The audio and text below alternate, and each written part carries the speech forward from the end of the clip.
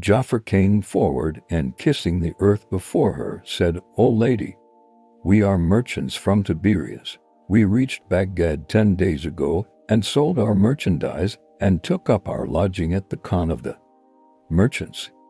Now we were bidden tonight to an entertainment at the house of a certain merchant who set food before us, and we ate and caroused with him a while, till he gave us leave to depart, and we went out intending for our lodging, but being strangers in Baghdad, we lost ourselves and could not find our way back to our Khan, so we hope of your courtesy that you will admit us to pass the night with you, and God will requite you." The portress looked at them and saw that they were dressed like merchants and appeared respectable, so she returned to her sisters and repeated to them Ja'far's story. And they took compassion on the supposed strangers and bade her admit them. So she resumed and opened the gate to them, and they said, "Have we the leave to enter?" "Enter," answered she, whereupon the Caliph and Ja'far and Mayor entered. And when the girls saw them, they rose and welcomed them and made them sit down and served them, saying, "Ye are welcome as our guests, but on one condition." "What is that?" asked they, and the mistress of the house answered, "It is that you be eyes without tongues, and that, whatever you see, you inquire not thereof, nor speak of that which concerns you not, lest you hear what will not please you." "Good," answered they, "we are no meddlers." Then they sat down to carouse, whilst the Caliph looked at the 3 calendars and marveled, for that they were all blind of the right eye, and gazed upon the ladies and was amazed at their beauty and goodliness. They fell to drinking and talking and said to the Caliph, "Drink." But he answered, "Excuse me, for I am vowed to the pilgrimage." Whereupon the portress rose and, spreading a gold embroidered cloth before him, set thereon a china bowl, into which she poured willow flower water with a spoonful of snow and some pounded sugar candy. The Caliph thanked her and said to himself, "By Allah, I will reward her tomorrow for her kind office." Then they addressed themselves to carousel till the wine began to work upon them, when the eldest lady rose and, making an obeisance to her guests, took the cateress by the hand and said, "Come, sisters, let us do our duty." And they answered, "It is well." So the portress rose and cleared the middle of the saloon, after she had removed the table service and thrown away the remains of the banquet. Then she renewed the perfumes in the censers, and made the calendars sit down on a sofa by the days, and the Caliph and his companions on a sofa at the other end. After which she called to the porter, saying, "How dull and slothful thou art! Come and help us, thou art no stranger, but one of the household." So he rose and girt his middle and said, "What would you have me do?" And she answered, "Stay where thou art." Then the cateress rose, and setting a chair in the middle of the room, went to a closet, which she opened, saying to the porter, "Come and help me."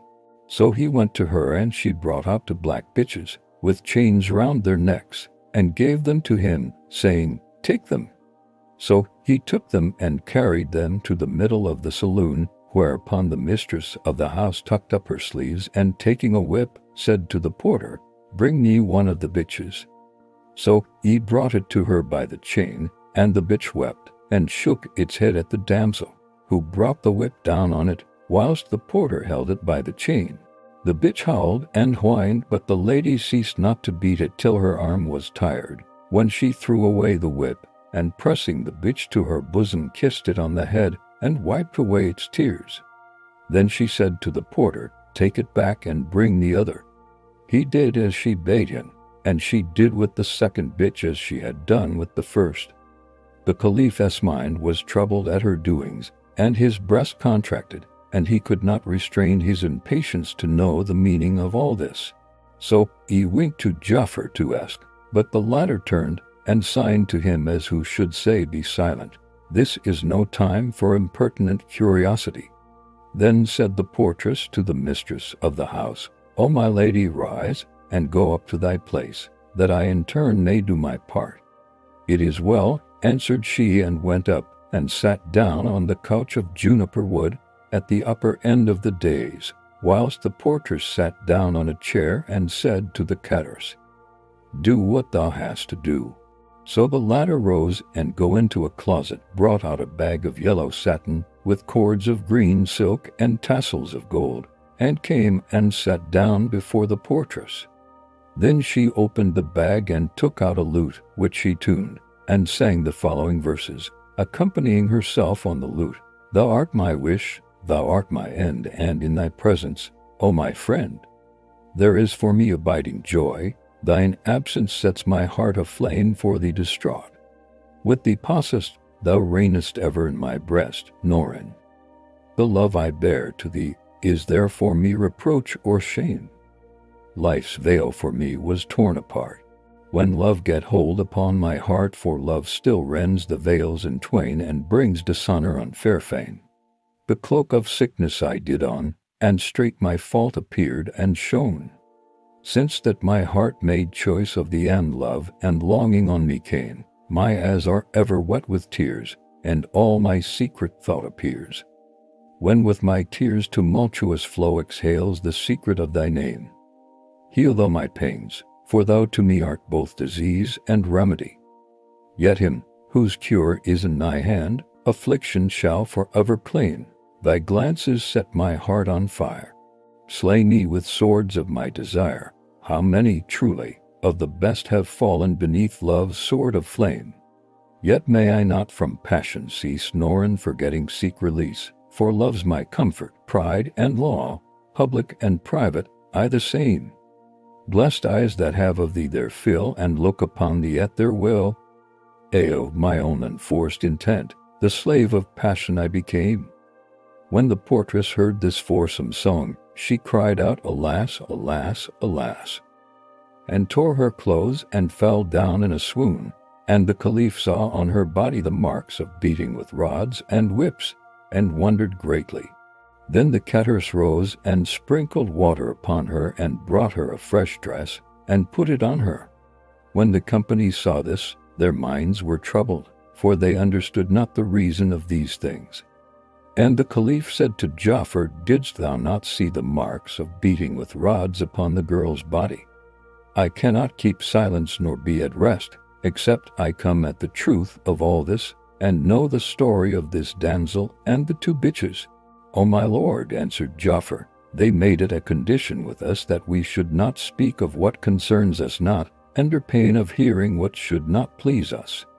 Then said the portress, "By Allah, O my sister, come and complete thy service to me." "With all my heart," answered the cateress, and took the lute and leaned it against her breasts. Then she swept the strings with her finger-tips, and sang the following verses, "If we complain of absence, what alas shall we say? Or if longing assail us, where shall we take our way? If, to interpret for us, we trust to a messenger, how can a message rightly a lover's plaint convey? Or, if we put on patience, short is a lover's life, after his heart's beloved is torn from him away. Nothing, alas, is left me but sorrow and despair and tears that adown my cheeks without cessation stray. Thou that art ever absent from my desireful sight, thou that art yet a dweller within my heart alway, hast thou kept troth, I wonder, with one who loves thee dear, whose faith, whilst time endureth, never shall know decay? Or hast thou e'en forgotten her who for love of thee in tears and sickness and passion hath wasted many a day? Alas, though love unite us again in one embrace, reproach for thy past rigor with me full long shall stay." When the portress heard this second song, she gave a loud scream and exclaimed, "By Allah, it is good!" and putting her hand to her clothes, tore them as before and fell down in a swoon. Whereupon the cateress rose and brought her another dress, after she had sprinkled water on her. Then she sat up again and said to the cateress, "Do it again, and help me to do the rest of my duty, for there remains but one more song." So the cateress took the lute and sang the following verses, "How long, O me, shall this rigor last, and this inhumanity? Are not the tears that I have shed enough to soften thee? If thou, of thy relentless will, estrangement do prolong, intending my despite at last, I pray contented be. If treacherous fortune were but just to lovers and their woe, they would not watch the weary night in sleepless agony. Have ruth on me, for thy disdain is heavy on my heart. Is it not time that thou relent at last, my king, to me? To whom but thee that slayest me should I reveal my pain? What grief is theirs who love and prove the loved one's perfidy? Love and affliction hour by hour redouble in my breast. The days of exile are prolonged, no end to them I see. Muslims, avenge a slave of love, the host of wakefulness, whose patience hath been trampled out by passion's tyranny. Can it be lawful, O my wish, that thou another bless with thine embraces, whilst I die in spite of love's decree? Yet in thy presence, by my side, what peace should I enjoy, since he I love doth ever strive to heap despite on me?